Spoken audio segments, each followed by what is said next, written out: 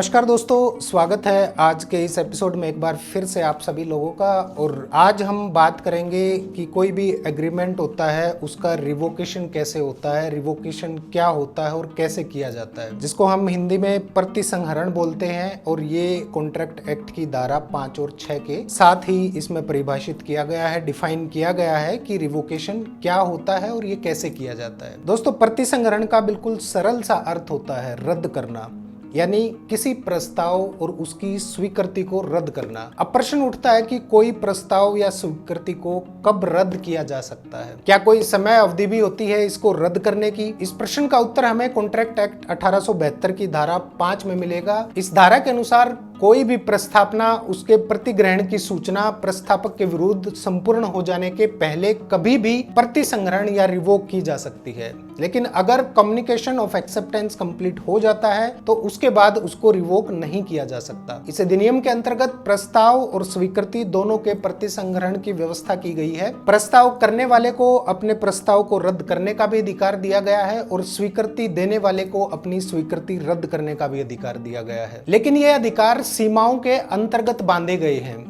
ऐसा नहीं है कि किसी भी प्रस्तावना को, किसी भी प्रपोजल को कभी भी रद्द किया जा सकता है। इसके लिए समय अवधि दी गई है और कुछ तर्क दिए गए हैं जिनके आधार पर प्रस्ताव और उसकी स्वीकृति को रद्द किया जा सकता है। बात करें रिवोकेशन ऑफ प्रपोजल या प्रस्ताव को रद्द कैसे किया जाता है, तो अधिनियम की धारा 5 के अंतर्गत कोई भी प्रस्तावना किसी भी समय प्रतिसंहरण या रद्द की जा सकती है।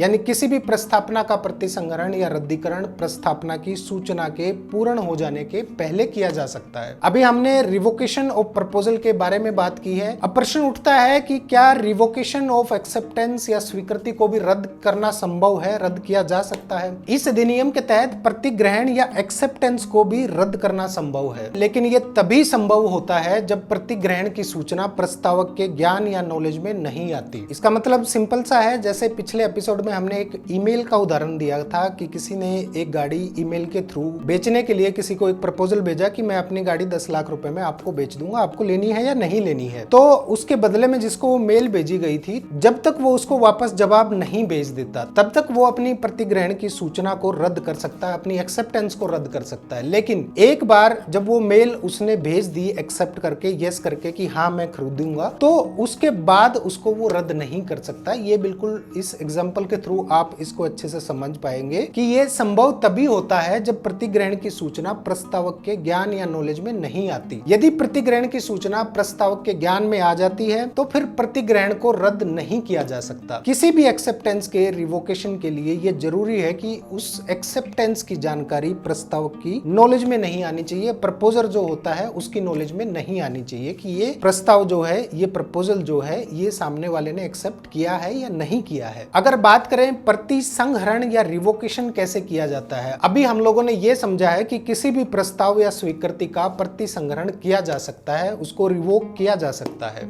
अब प्रश्न यह उठता है कि प्रतिसंहरण कैसे किया जाता है, किस रीति से, किस ढंग से किया जाता है, यानी प्रोसेस क्या है। इसके संबंध में इंडियन कॉन्ट्रैक्ट एक्ट 1872 की धारा 6 में उल्लेख किया गया है, धारा 6 में बताया गया है। इस धारा के अंतर्गत रिवोकेशन के कई तरीके बताए गए हैं, जैसे प्रतिग्रहण के लिए दिए गए समय की समाप्ति पर या उस समय की समाप्ति पर जो युक्ति युक्त हो, प्रतिग्रहण के पहले तय की गई शर्त को पूर्ण न करने पर, या फिर प्रस्थापनाकर्ता की मृत्यु या मानसिक स्थिति खराब होने पर। केवल इन्हीं कंडीशंस पर जो है प्रतिसंहरण किया जा सकता है, रद्दीकरण किया जा सकता है।